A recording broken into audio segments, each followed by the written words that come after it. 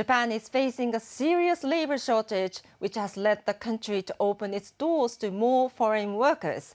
The most common route has been via a system known as the Technical Intern Training Program.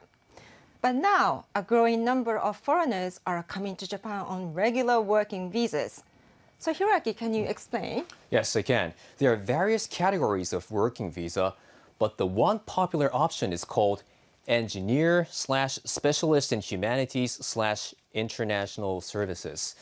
The skilled worker category covers a variety of professions, including business managers, engineers, and interpreters.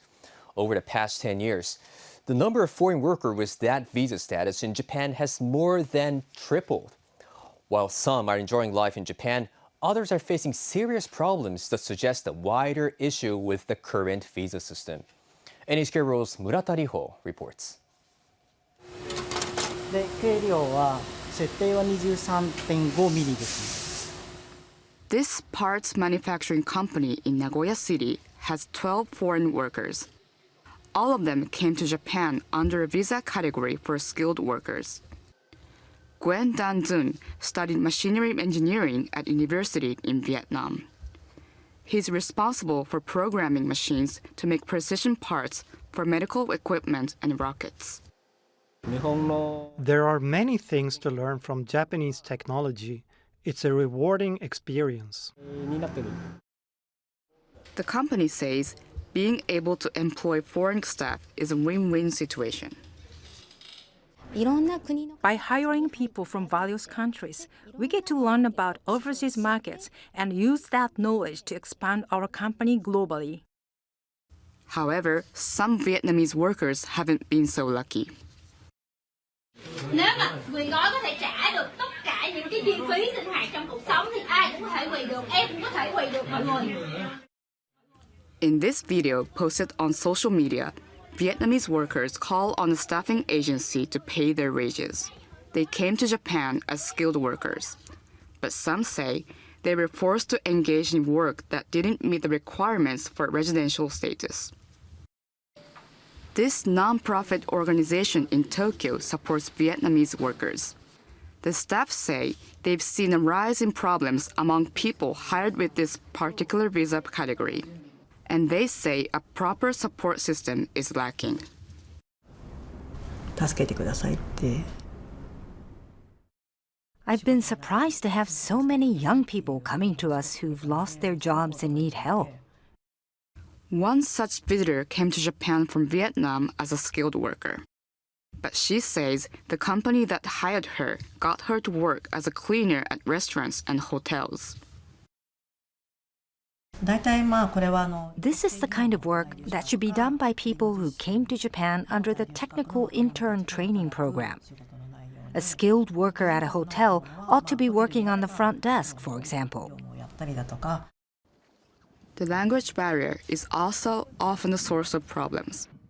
The visa category doesn't require a high level of Japanese.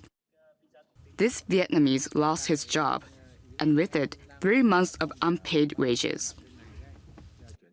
The biggest challenge in Japan is the language.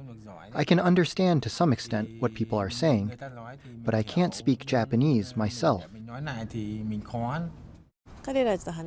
I found that many of them can't speak Japanese at all, so companies end up taking advantage of them. And there's no place within the working visa system to provide the support they need. If something happens, it ends up becoming a major problem. Joining us now from Nagoya is NHK World's Murata Riho, who filed this report. So Riho, it sounds like businesses are taking advantage of a loophole in the system. Can you explain who this visa category is supposed to be for? Yes, to obtain this visa, people need to have a college degree or at least 10 years of work experience in their field. If a foreign worker has the right qualifications, companies in Japan can sponsor their visa. But some employers have been hiring people this way and then forcing them to do unskilled work. Some Vietnamese also appear to have been charged higher commission fees by brokers and assigned jobs different from their area of expertise. Riho, businesses in Japan have several avenues for hiring foreign workers based on their skills. Why are more companies choosing this option? It's because the technical intern training program is now so much stricter. This program has been a popular way for people from developing countries to work in Japanese industries with labor shortages. But it has been criticized for creating poor working conditions and leading to exploitation of foreign workers. This program will get a complete overhaul by 2027. So some companies are turning instead to this more general working visa category, which is easier to apply for and has less oversight.